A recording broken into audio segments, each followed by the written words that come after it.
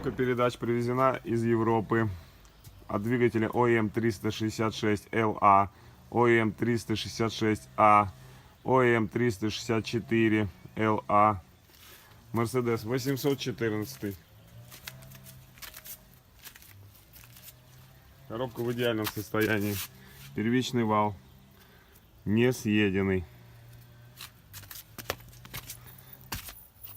Без люфта.